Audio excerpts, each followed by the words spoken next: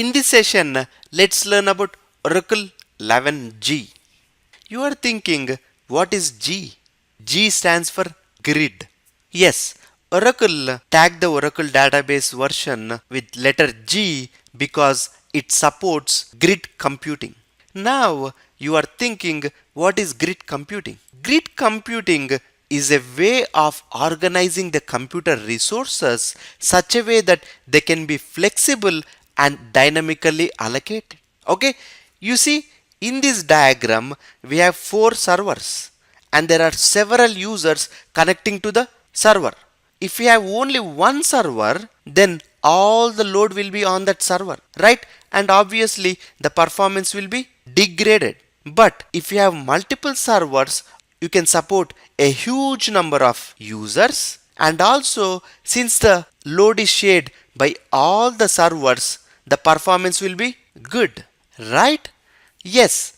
Another advantage is, even though we lose couple of servers, that's fine. Still, we have 2 more servers which can help the users, right? So, in grid computing, we can have multiple processors or multiple storage devices or multiple databases or multiple application servers, so that even if one fails, we have another one, and also these can serve huge number of users. Okay, that's the basic concept of a grid computing.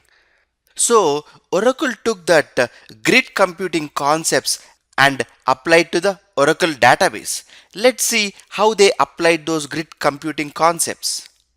If you look at the architecture, Oracle provided the option of maintaining multiple database servers. Maintaining multiple database servers is referred as real application clusters or RAC. Okay, in the real application clusters, you have a bunch of database servers where the load is evenly distributed among the users. Even if you have thousands of users requesting database access, the load is evenly distributed on the database server so that there are no performance problems, and also for high availability. Even if we lose couple of data servers, we have the other database servers up and running and serving the users. Okay, that is the concept of a real application clusters. Now they said, okay, that's fine. By having multiple database servers, we can avoid failure and distribute the load. But what if the disks fail? That's a good question, right? Yes. So they said, why don't we replicate the data into multiple disks? And they came up with the concept of automatic storage management, which is referred as ASM. In the ASM model, the data in the files are stored in the disk groups and are evenly distributed to provide uniform performance across the disk. Think about it.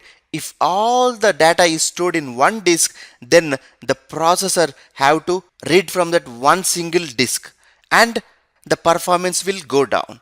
Instead of that, if the data is replicated among all the disks, then instead of competing for one disk, the database servers can read the data from the multiple disk groups, right?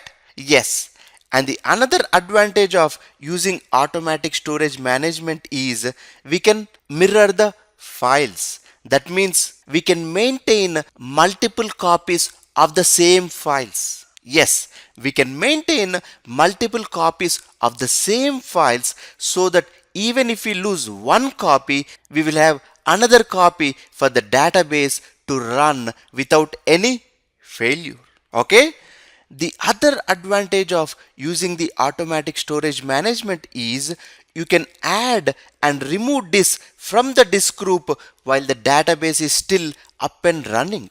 Yes, you can add or remove disks while the database is still running.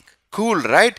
Yes, all these features of grid computing make Oracle say that they support grid computing. That is why they said Oracle 11g. G means grid. Okay.